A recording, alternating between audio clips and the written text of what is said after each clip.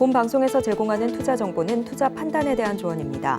방송에서 제공하는 주식의 가치, 가격 상승 및 하락에 대해서는 방송사에서 보장하지 않습니다. 시청자 여러분 안녕하십니까? 오늘장 내일장 1부 시작합니다.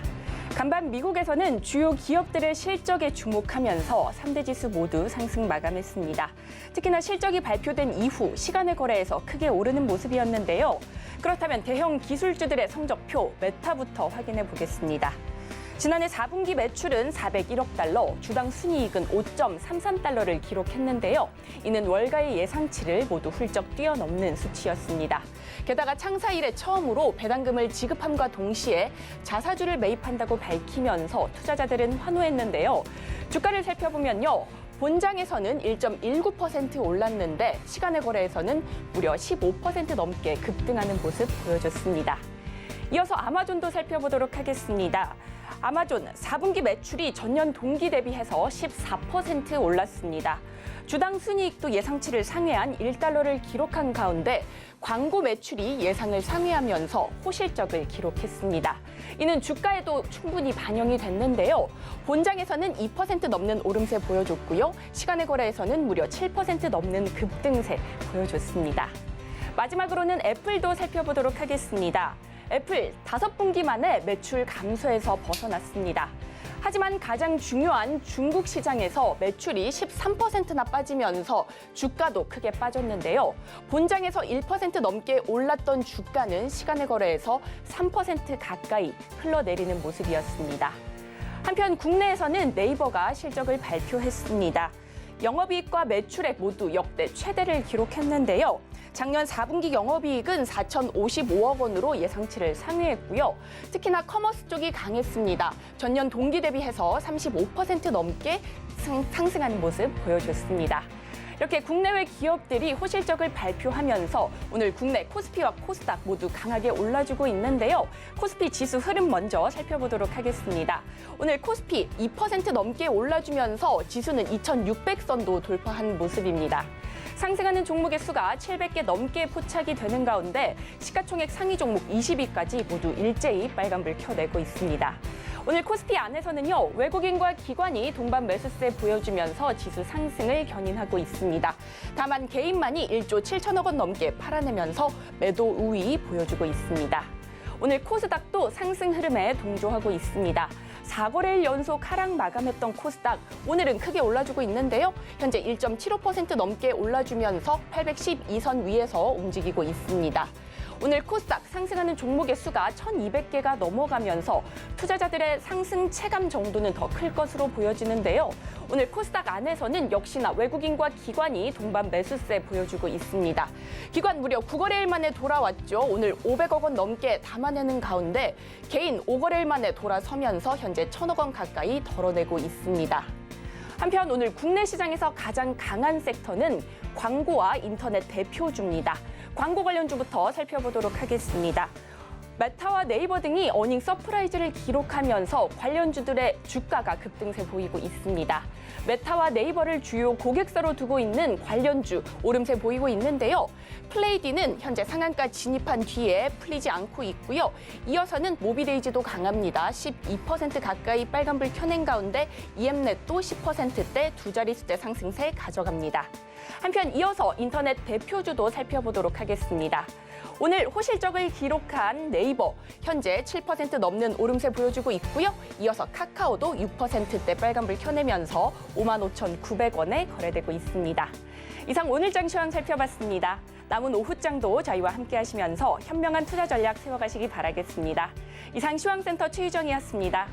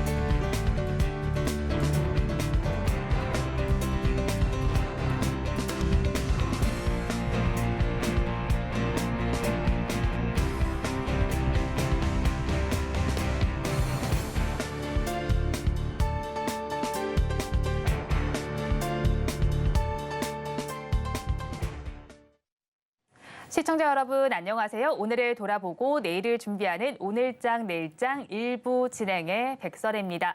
어제 미국에 이어서 영국까지 금리 동결 소식이 나왔습니다. 우리나라에서도 기준금리 영향을 미칠 만한 지표가 발표됐습니다. 소비자 물가 지수가 발표됐는데 지난달의 소비자 물가는 지난해 같은 기간과 비교해서 2.8% 늘어난 것으로 집계가 됐습니다. 소비자 물가 지수가 2%대로 내려온 건 6개월 만이고요.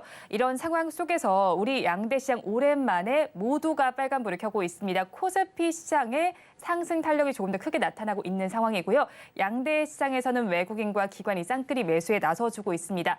거기에 우리 정부 역시도 증시를 활성화하기 위해서 대책을 내놓고 있는 만큼 앞으로 어떻게 흘러갈지 저희 방송과 함께 체크를 해보시기 바랍니다. 저희 방송은 유튜브를 통해서도 보실 수 있습니다.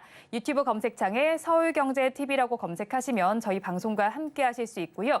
본 방송이 시작되기 전에 오후 1시부터는 유튜브 라이브로 먼저 찾아뵙고 있습니다. 이 점도 많은 관심 부탁드리겠습니다. 2월 2일 금요일입니다. 오늘장 내일장 1부 본격적으로 출발합니다.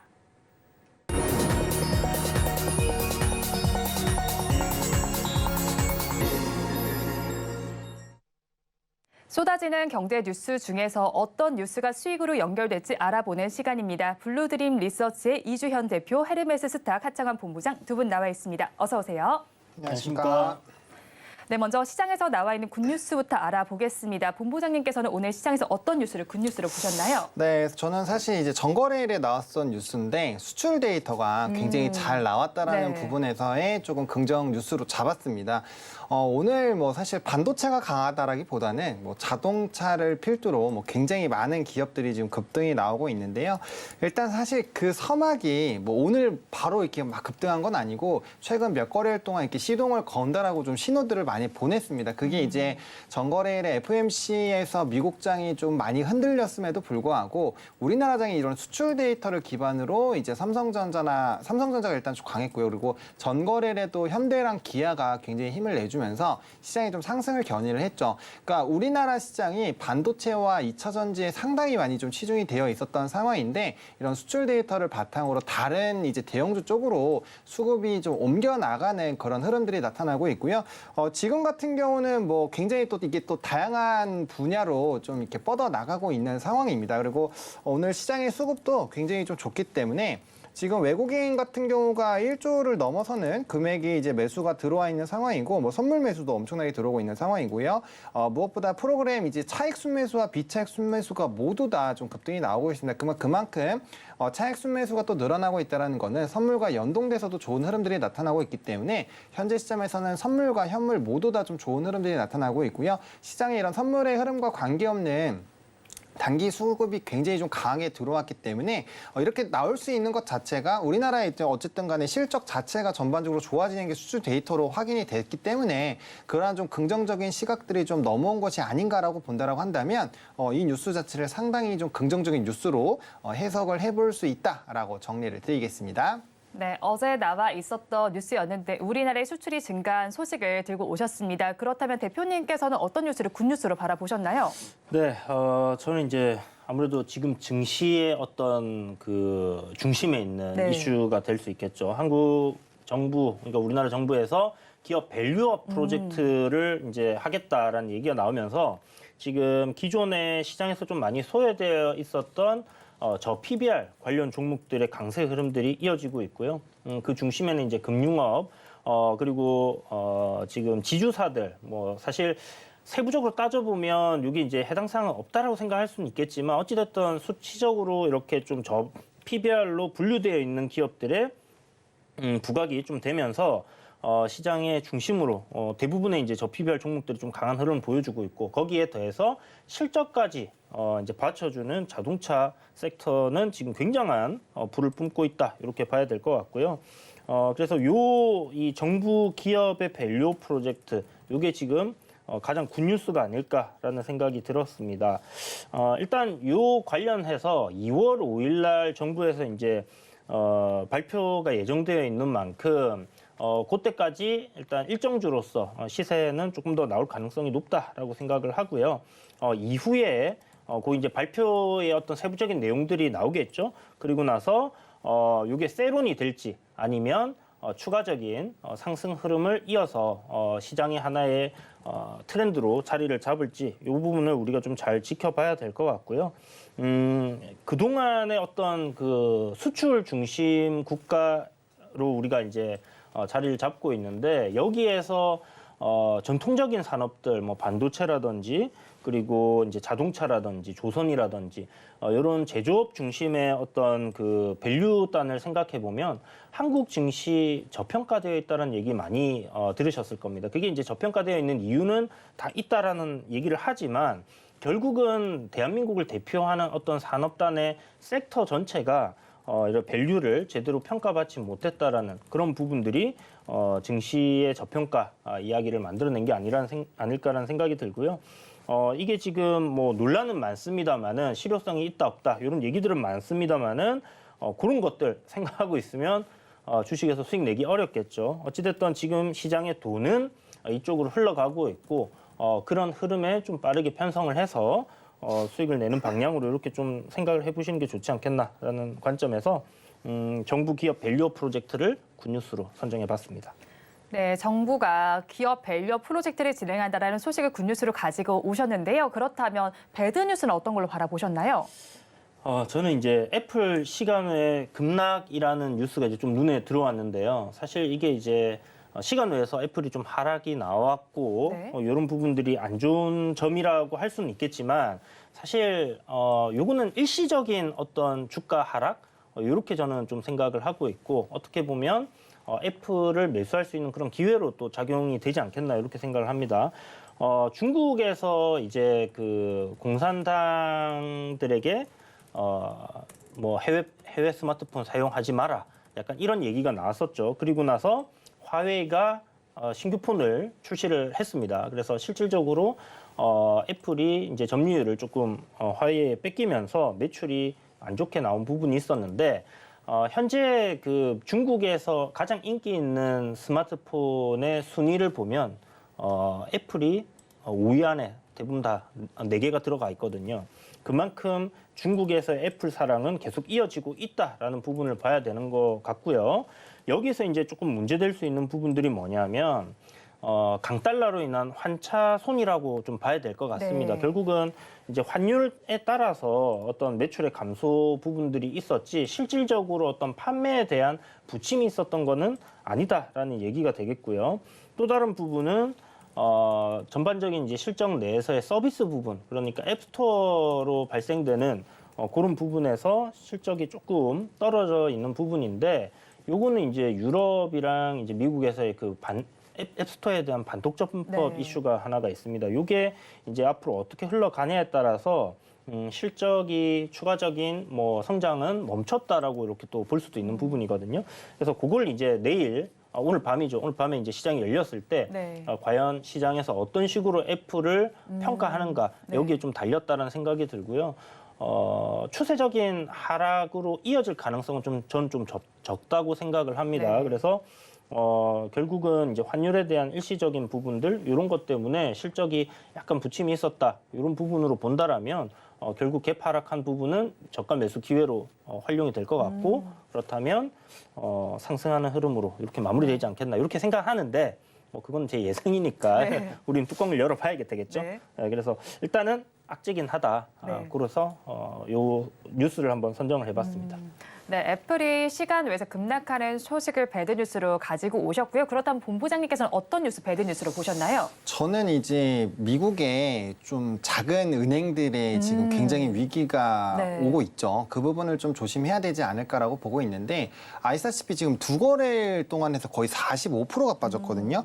뉴욕 커뮤니티 뱅코프라고 해서 티커가 NYCB라는 그런 그 티커가 있는데 검색해 보시면은 이 거래일 동안 주가가 거의 반토막 난 거를 확인하실 수가 있어요. 그러니까 이게 원래는 처음에 인수가 됐을 때 실적도 잘 나오고 기대감이 굉장히 컸었던 상황인데 이번에 실적도 안 나오고 배당금 같은 경우도 이제 배당 컷이라고 보통 표현하죠. 네. 그러니까 배당금 자체가 줄어드는 부분에서 굉장히 좀 우려감이 확대가 되고 있고요. 이게 이제 부동산 쪽에서 특히나 이제 상업용 부동산 쪽에서의 문제가 발생한 것이 아니냐라는 이런 논란이 커지고 있기 때문에 이게 만약에 실질적으로 또 또 확산이 된다라고 한다면 부동산 리스크로도 이어질 수가 있고 중국 같은 경우는 사실 이제 크게 문제가 되는 게 부동산에 대한 문제와 또 그림자 금융에 대한 문제잖아요. 그리고 우리가 또 이제 이런 시중 은행들, 뭐 SVB 사태나 이런 것들을 보시더라도 어쨌든 지역은행 자체가 좀 흔들리게 되면 시장의 불안감들이 굉장히 확대가 될 수 있다라는 거죠. 그래서 이게 지금은 워낙 미국이 지금 불장이고 좀 긍정적 실적에 대한 부분들이 이제 기술적 쪽으로 많이 수급이 쏠리고 있다 보니까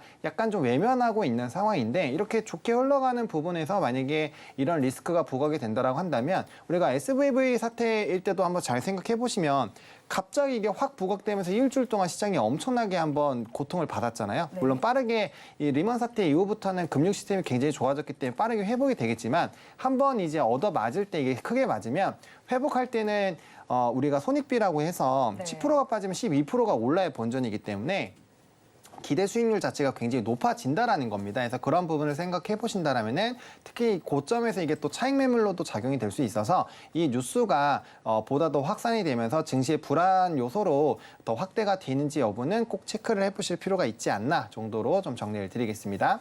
네, 미국에서 지방 은행의 충격 소식을 존베드 뉴스로 가지고 오셨습니다. 그렇다면 오늘 시장에서는 어떤 종목들이 급등하고 있는지 1시 30분 기준 급등주들 화면을 통해서 확인해 보겠습니다. 서현 이화를 먼저 살펴보도록 하겠습니다. 자동차 부품주 중에 하나인데 가장 큰 상승률을 보여주고 있습니다. 24% 넘게 올라가고 있고요. 지금의 주가는 22,100원 선에 거래되고 있습니다. 다음으로 서현을 살펴보도록 하겠습니다. 지주사격에 해당하는데 13% 넘게 지금 오르고 있고요. 1시 30분 기준으로는 16%대 상승률을 보여줬습니다. 지금의 주가는 9,340원 선에 거래되고 있습니다. 역시나 같은 이슈로 움직이고 있는 동국홀딩스 살펴보겠습니다. 어제 장에서도 강했습니다. 오늘 장까지도 상승력을 더해가고 있습니다. 13% 넘게 오르던 주가 지금은 상승폭을 더해가면서 17%대까지 올라서고 있습니다. 1,070원 선에 거래되고 있습니다. 다음으로 화장품주인 토니모리 살펴보겠습니다. 본격적인 실적 개선세가 시작될 것이라는 전망 속에서 12% 넘게 올라주고 있습니다. 6,710원 선에 거래되고 있고요. 마지막으로 더존비주얼을 보겠습니다. 급락 하루 만에 또 급등세를 보여주고 있습니다. 12% 넘는 상승률을 보여주면서 지금의 주가 5만 원 선 가리키고 있습니다. 다음 장으로 넘어가서 코스닥 시장에서 급등하는 종목들 살펴보겠습니다. CCS를 살펴보겠습니다. 지금 상한가로 진입해 있습니다. 최근 들어서 급락세를 보였던 종목인데 지금의 주가는 1,300원 선을 가리키고 있습니다. 다음으로 플레이디를 살펴보겠습니다. 메타와 네이버에서 호실적이 나오면서 주가 자체도 상승력을 더해가고 있습니다. 상한가로 진입한 상태고요. 장대 양봉 형성하면서 6,820원에 거래됩니다. 다음으로 헬릭스미스를 살펴보겠습니다. 엔젠시스가 중국에서 임상 3상을 달성하면서 주평가 지표를 달성했다는 소식이 전해지고 있습니다. 역시나 상한가까지 올라가 있고요. 지금의 주가 4,410원 선에 거래됩니다. 다음으로 NK맥스를 보겠습니다. 경영 정상화를 위한 노력을 계속해서 하고 있습니다. 25% 넘게 오르는 주가 양상이 펼쳐지고요. 2,810원 선에 거래가 진행됩니다. 마지막으로 초전도체 관련 주인 신성 델타테크를 보겠습니다. 20% 넘는 상승률을 보여주면서 지금의 주가 89,200원 선에 거래되고 있습니다. 급등하는 종목들 저와 함께 살펴보셨는데요. 두 분께서는 이 종목들 보시면서 코스피 시장에서 어떤 종목이 조금 더 특징적인 흐름을 보였다고 생각하실까요?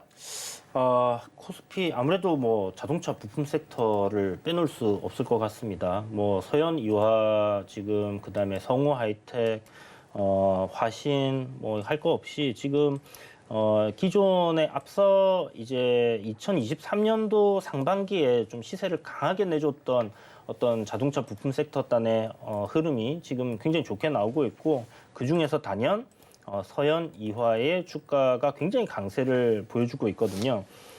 서현 이화의 어떤 그 뭐 자동차 뭐 부품 단에서의 실적 기대감 이런 것들은 뭐 당연하다라는 생각이 들고요.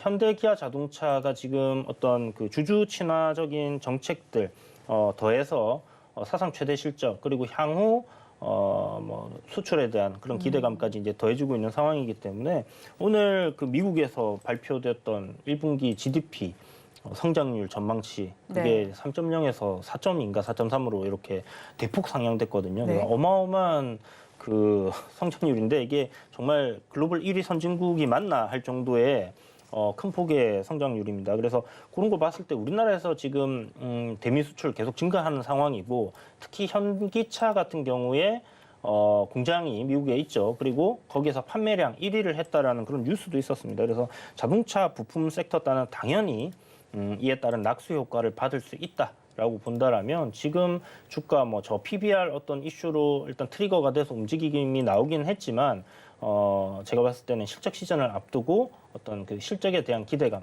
이 부분이 크게 작용을 하는 게 아닌가 이렇게 생각이 들고 이쪽이 계속해서 눈길이 가네요. 그렇다면 코스피 시장에서 본부장님께서는 어떤 종목 특징적으로 바라보셨나요?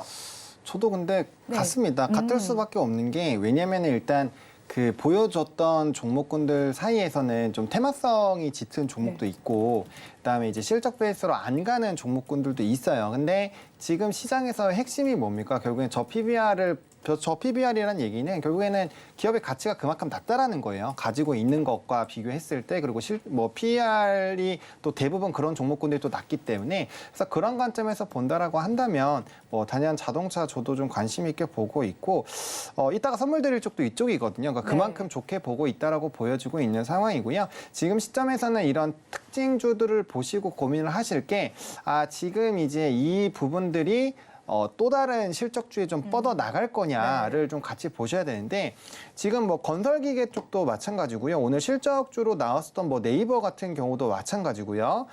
실적이 좀 괜찮은 쪽 같은 경우는 지금 대부분 거의 10%에 육박한 좀 상승률들이 나와주고 있거든요. 그러면은 지금 시장에서는 이렇게 좀 더 강한 쪽, 워낙 많이 눌려있고 워낙 소외가 많이 되어 있었던 쪽에서 굉장히 좀 큰 급등이 나오고 있지만 기타 실적이 좋은 쪽으로도 수급이 옮겨가고 있다는 걸 좀 확인을 하실 수가 있거든요. 그래서 제가 봤을 땐 자동차 부품주가 만약에 뭐 서현 이하만 좀 사실 높아졌지 나머지 종목군은 아직 저는 룸이 상당히 많이 남아있다라고 생각을 하고 있고요.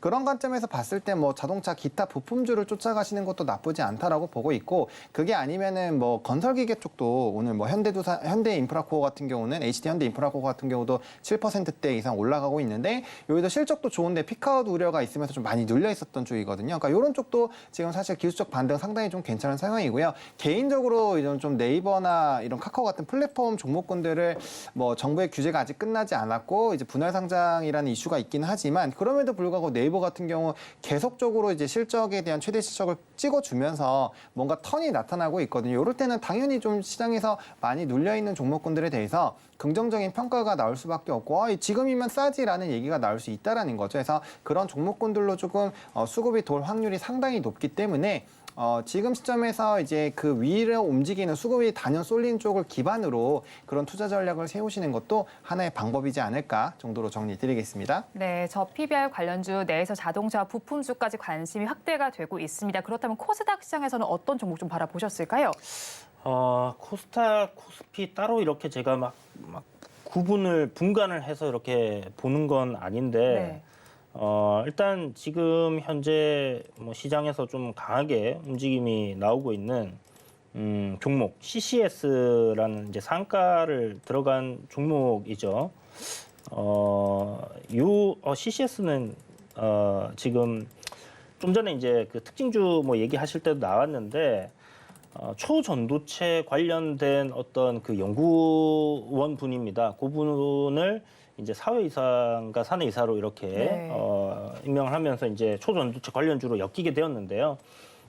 요번에 그 앞서 이제 급락이 나온 부분이 이 방송국이다 보니까 그 정부의 규제를 받을 수밖에 없잖아요. 그래서 이제 요번에 매각하려고 하는 그러니까 뭐 M&A를 통해서 기업을 이제 팔려고 했었는데 그게 이제 원상복구 명령이 떨어지면서 이제 하한가가 나왔었고요. 그리고 오늘 이제 급등이 나온 부분은 그 초전도체 관련된 이슈가 나왔는데 여기 이제 연구진 분들께서 3월 5일 날에 그 초전도체 연구 관련돼서 그 발표를 하겠다. 이런 일정이 지금 잡혀 있어요.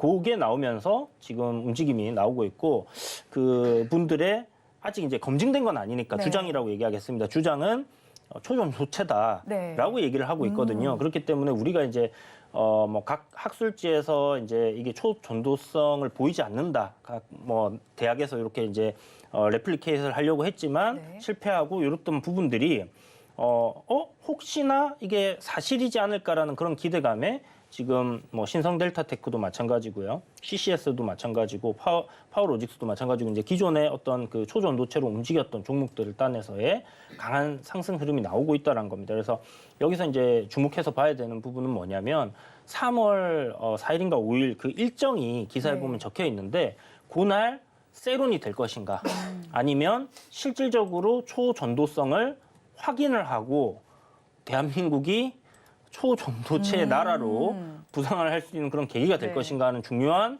포인트가 될 것 같습니다. 그래서 저는 일단 뭐 주가가 미리 항상 기대감에 선반영을 하기 때문에 세론 쪽으로 생각을 하고 고전까지는 어떤 그 추세적인 관점에서 뭐 매매를 좀 해볼 만하다라는 생각은 들지만 제가 CCS를 왜 이야기를 드리냐면 네.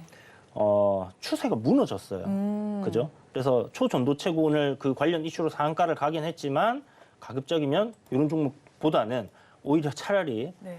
초전도체를 하겠다 하시면 네. 신성 델타테크가 낫지 아, 않겠나. 네. 왜냐하면 실적이 나오고 뭐 이렇게 기업이 실체가 있는 네. 뭐 그런 쪽으로 좀 보시는 게 오히려 낫겠다는 생각이 들고 그렇다고 해서 뭐 CCS가 실체가 없다라는 건 아니지만 현재 이제 뭐 정부에서 허가가 안 나는 그런 부분들이라든지 논란거리가 있기 때문에 네. 좀 접근할 때 조심할 필요가 있겠다라는 생각이 듭니다.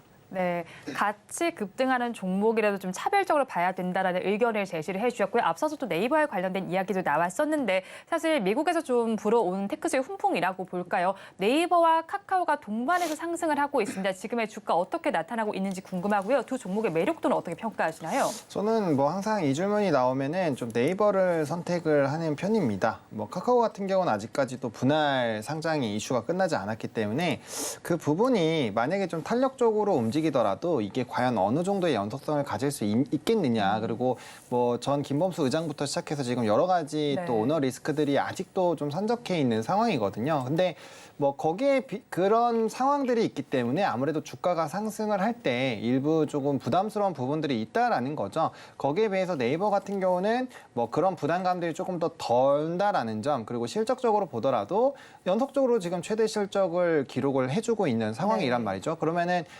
그런 부분에서는 좀 상당히 기대가 될 수 있고, 뭐 우리나라에서는 사실 기대는 있었지만 잘 되지 못했던 뭐 LMM도 지금 하고 있는 상황이고, 그다음에 이전에 좀 주가가 한번 7월, 8월 달에 작년 7월, 8월에 한번 큰 이슈가 좀 됐었던 것도 사우디발 관련된 이제 네. 수출 이슈가 있었거든요. 그러니까 그런 것들이 또 가시화가 된다라고 한다면 네이버 같은 경우는 또 이제 이전 고점을 뚫어주면서 강하게 또 올라가 줄 수는 있습니다. 근데 이제 그런 생각도 하셔야죠. 그러니까 물론 이 회사가 지금 상당히 좀 내려와 있는 상황이고 충분히 그 박스권 상단을 돌파를 해줄 수 있는 부분들도 있지만 그 외의 종목군들도 사실 좀 볼 것들이 많기 때문에 네. 그 안에서의 좀 선택은 해보실 필요가 있을 것 같고요. 저는 이쪽에서 좀 구조적인 성장이 나오기 위해서는 결과적으로 이전부터 이제 결국엔 네이버와 카카오가 고점에서 내려오기 시작을 했었던 이런 플랫폼 관련된 규제가 명확하게 풀려야 된다라고 보고 있거든요. 그런 정부 정책에서 어쨌든 흐름들이 바뀌지 않으면 그 상단이 좀 제한될 수밖에 없고, 특히나 이렇게 고점 대비했을 때 정말 많이 눌린 종목군들은 네. 아쉽게도 물량이 너무나도 많기 때문에 좀 어느 일정 시점 올라가면 차익 매물이 많이 나올 수밖에 없어요. 왜냐하면 가지고 계신 분들, 21년도부터 지금까지 가지고 계신 분들은 스트레스가 정말 엄청나게 네. 많이 있으실 거거든요. 그래서 어느 정도 추가 매수해서 단가를 내리신 분들은 분명 탈출을 하는 그런 이제 본전 물량들이 나올 확률이 상당히 높기 때문에 그런 것들 감안하셔가지고 이 종목을 보신다면 저는 지금 이제 저가에서 아예 박스권 상단에서 매도하는 그런 트레이딩으로 접근하시거나, 아니면 아예 이 고점 부분이 23만 원에서 25만 원 라인이거든요. 이 부분을 명확하게 돌파를 한 다음에 접근하시는 것이 저는 훨씬 더 안전하지 않을까라는 생각을 가지고 있습니다. 네, 네이버 외에는 좀 관련 테마에서는 옥석 가리기에 필요하다라고 정리를 해주셨는데 대표님의 의견은 어떠세요? 저도 거의 동일해요. 네. 일단 두 개 중에 선택을 하라면 뭐 저는 두 번 생각할 필요도 없이 네이버라고 생각을 하고요.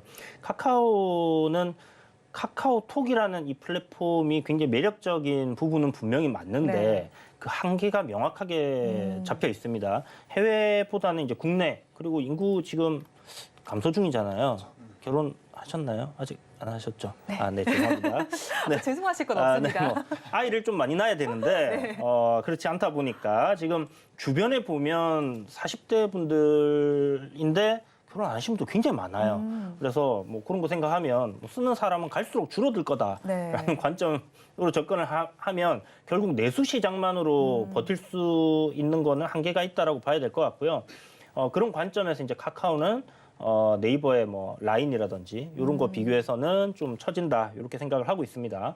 다만 뭐 카카오도 뭐 다양하게 이제 해외 어떤 그 웹툰이라든지 사업을 진행을 하고 있기 때문에 네. 거기에서 어느 정도의 이제 성장성을 보여주느냐 실적적인 부분에서 이게 이제 관건이긴 한데요.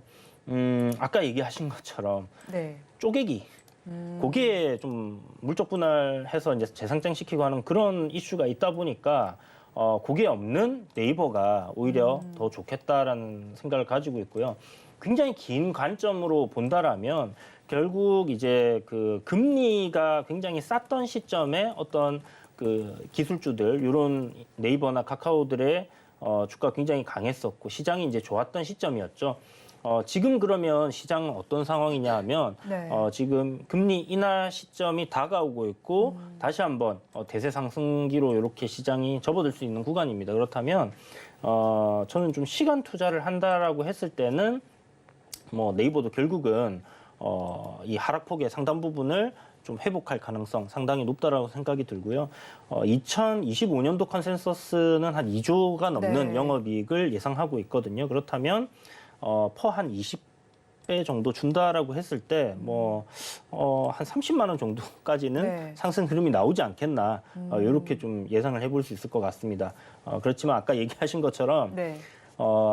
시간이 오래 걸릴 것 같아요. 아. 그래서 박스권 매매가 답인 것 같고 네. 추세적인 상승이 나왔을 때 그때 가서 보더라도 충분히 우리가 매수할 수 있고 수익을 누릴 수 있는 그런 기회는 줄 거다 이런 생각이 듭니다. 네, 실적과 관련해서 사실 오늘 네이버와 카카오가 모두 동반해서 오르고 있는데 또 실적이 나온 종목이 있습니다. HD 현대일렉트릭이 실적을 발표했습니다.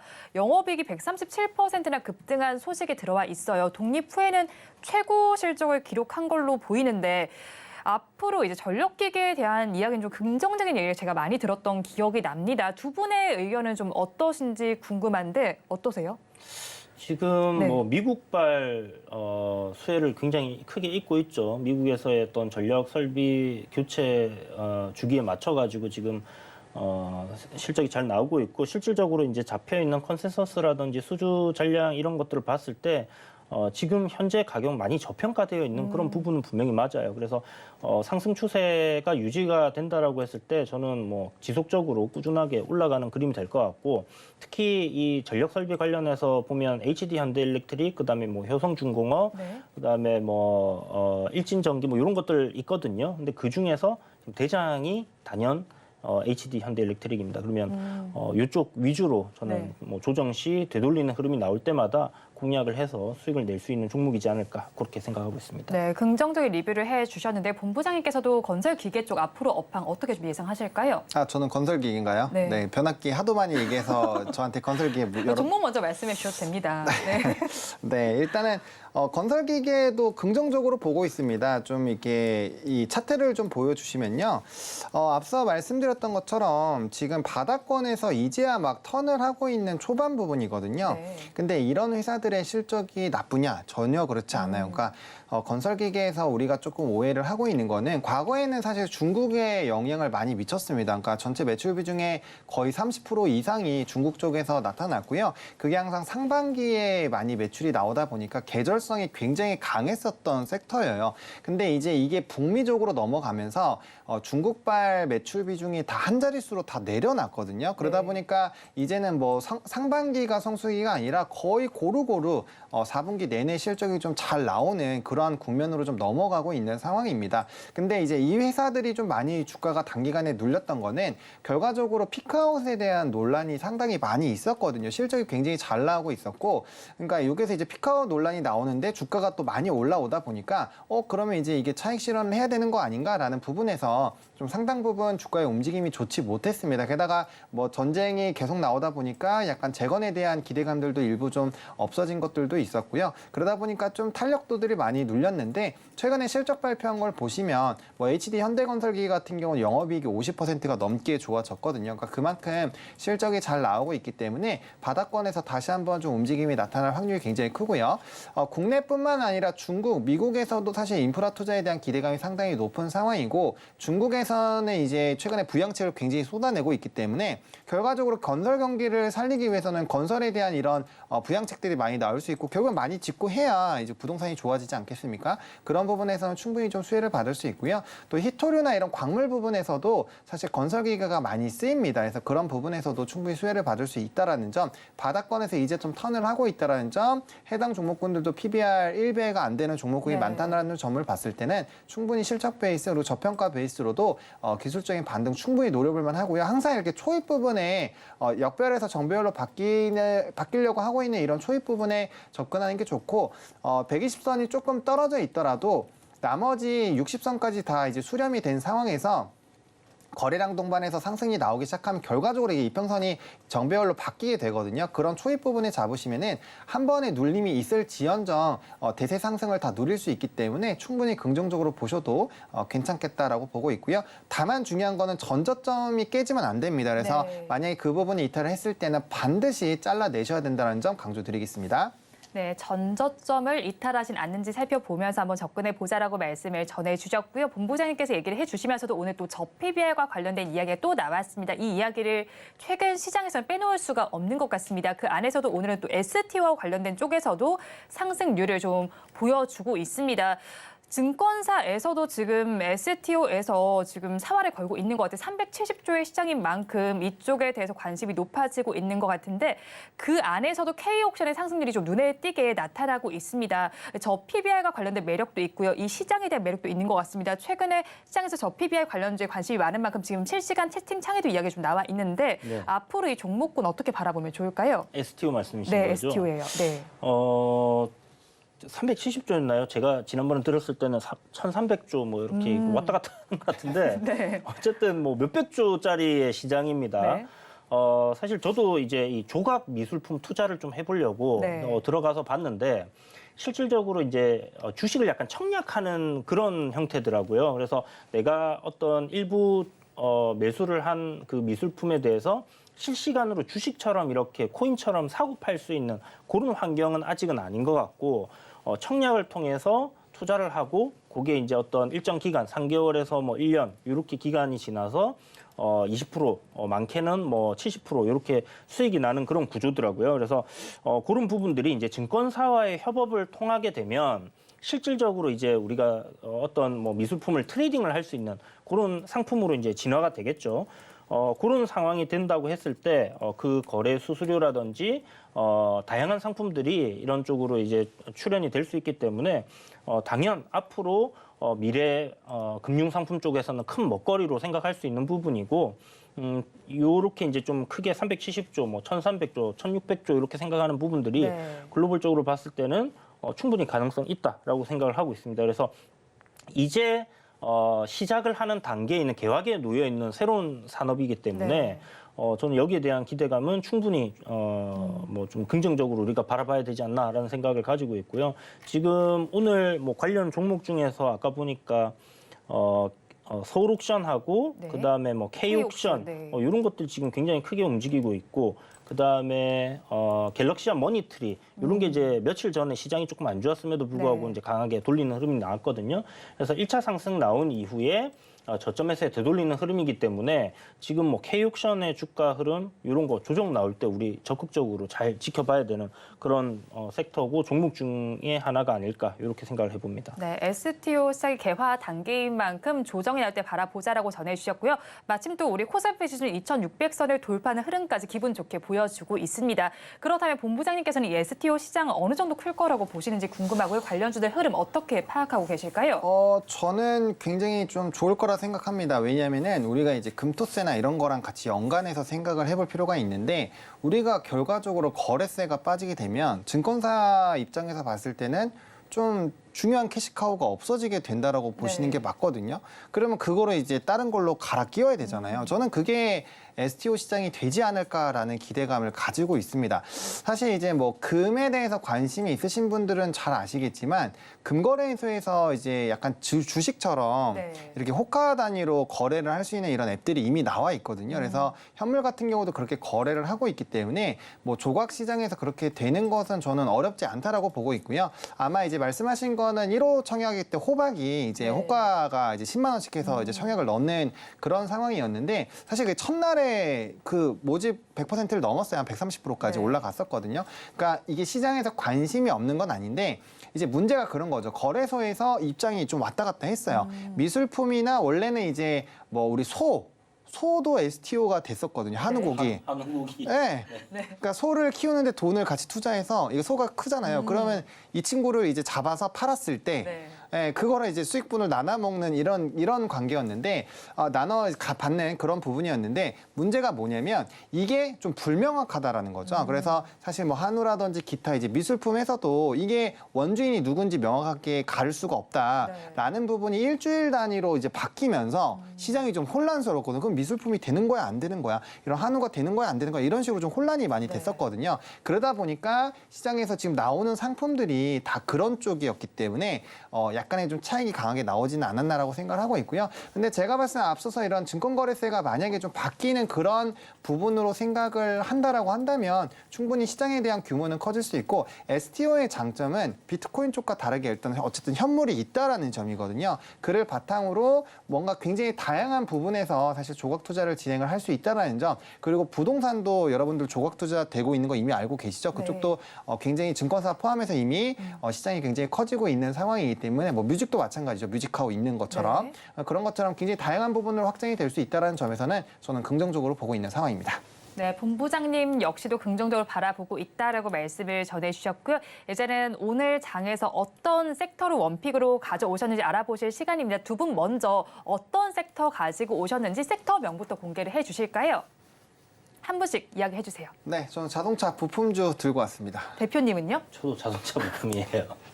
두 분 혹시 따로 얘기하고 오신 거 아니죠? 아니요, 저희 그건 아닙니다. 연락처도 모릅니다. 네, 아직 번호를 주고 왔지 않기 때문에 네. 아, 이렇게 뭐 같은 종목이면 곤란할 네. 수도 있는데 네. 그건 아닌 것 같아요. 작가님이 별말 없으셨던 거 보면.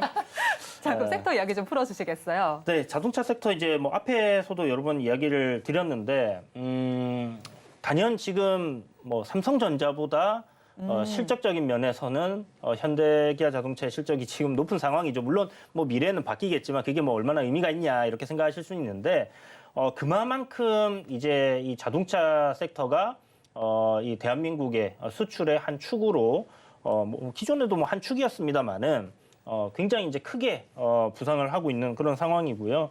더 큰 기둥으로서 자리를 잡아가는 그런 시점이 되지 않겠나라는 생각이 듭니다. 왜냐하면 앞서 이제 뭐 방송에서 몇 번 얘기 드렸지만 그 글로벌 1위를 할 수 있다라는 그 일본 자동차 반도체 기업의 이야기가 있었고요. 네. 그리고 국내 이제 그 증권사 리포트에서도 2026년도쯤에는 현기차가 글로벌 판매 1위 달성할 가능성이 있다는 얘기가 있었습니다. 그래서 그런 부분들이 현재 지금 미국에서 판매 1위를 달성하고 차가 잘 팔리고 있는 그런 상황들을 생각해 보면 네. 현실 가능성 굉장히 높다라는 거죠.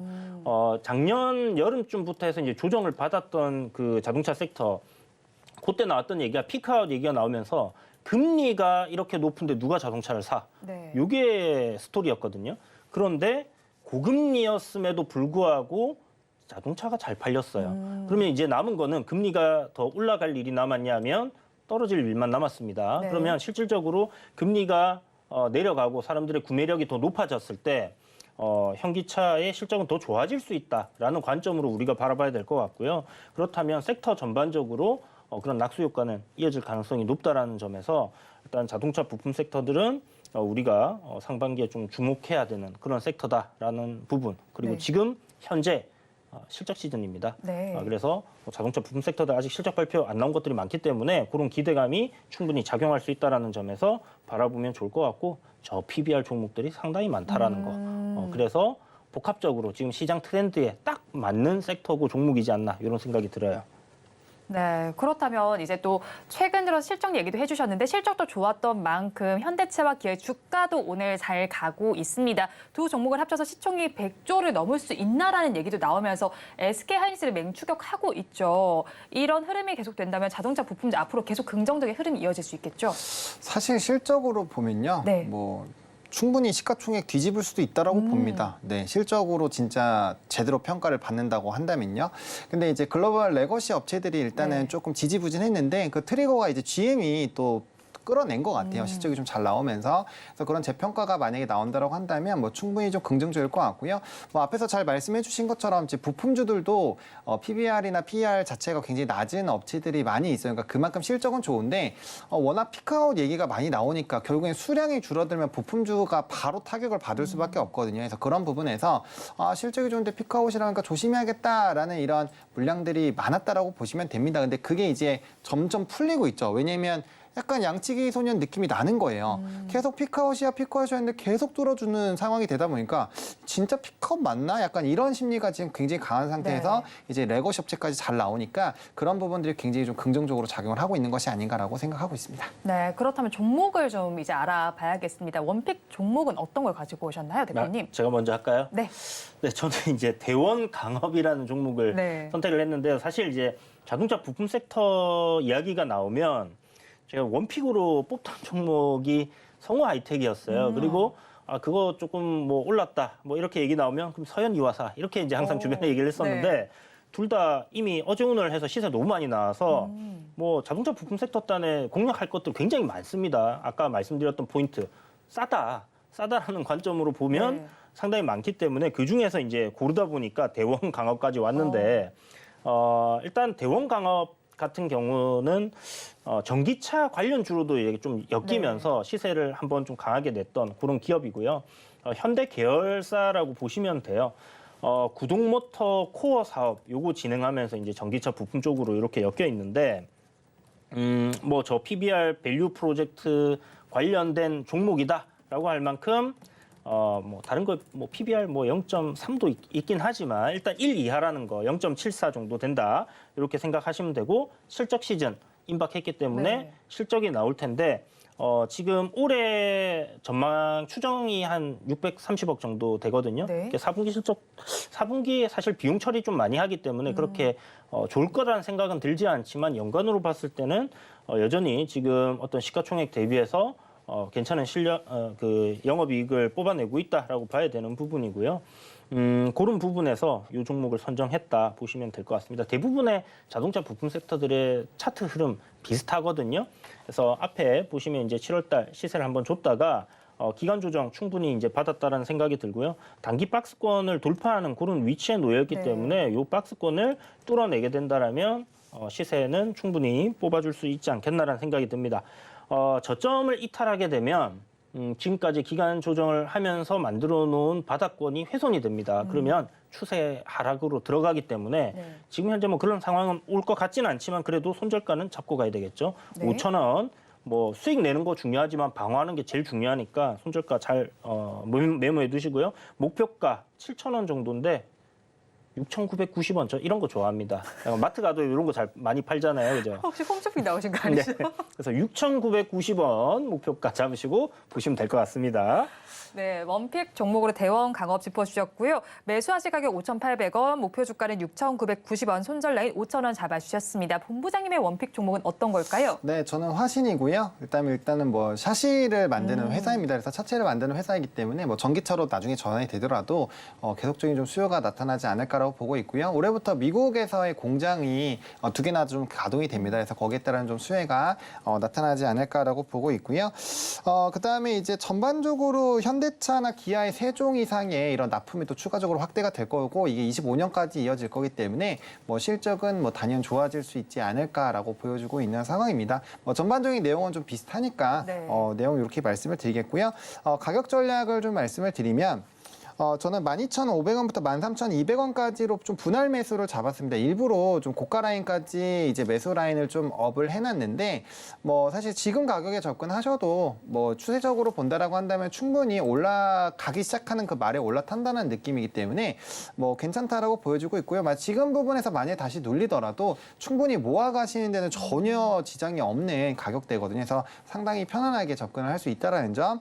목표가 16,000원 잡긴 했는데 저도 10원을 좀 내려서 15,990원을 하고 싶다라는 강렬한 네. 이런 좀 심리가 있다라는 점 말씀을 드리겠고요. 손절 라인은 1,800원입니다. 이전 저점들, 좀 저점을 다지면서 높아지고 있는데 그 첫 번째 저점 말고요. 두 번째 저점까지 깨진다라고 한다면 단기적으로는 좀 조심해 볼 필요가 있다. 근데 사실 이 부분 좀 이탈이 되더라도 충분히 모아 가신다면은 승부를 볼 수 있는 그런 실적과 저평가 기업이다라는 점 강조를 드리고 싶습니다. 네, 원픽 종목으로는 화신 짚어주셨고요. 매수하실 가격 13,200원, 목표 주가는 16,000원, 손절 레인 1,800원 잡아주셨습니다. 지금까지 블루드림 리서치 이주현 대표, 헤르메스 스탁 하창원 본부장과 함께했습니다. 오늘 두 분 말씀 고맙습니다. 감사합니다. 네, 그러면 두 분의 원픽 종목 화면으로 다시 한번 확인해 보겠습니다.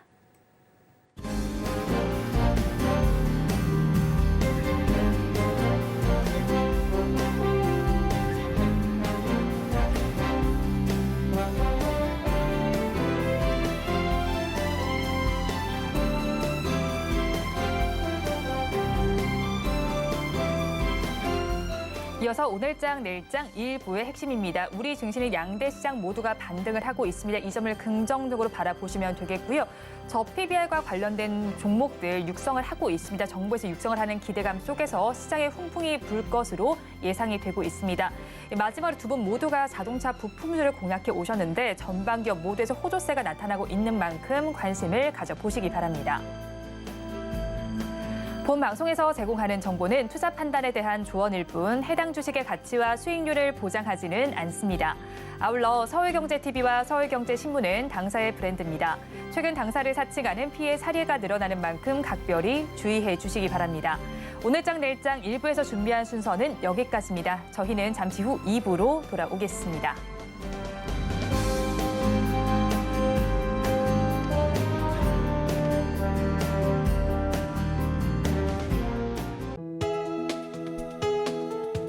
본 방송에서 제공하는 투자 정보는 투자 판단에 대한 조언입니다. 방송에서 제공하는 주식의 가치, 가격 상승 및 하락에 대해서는 방송사에서 보장하지 않습니다.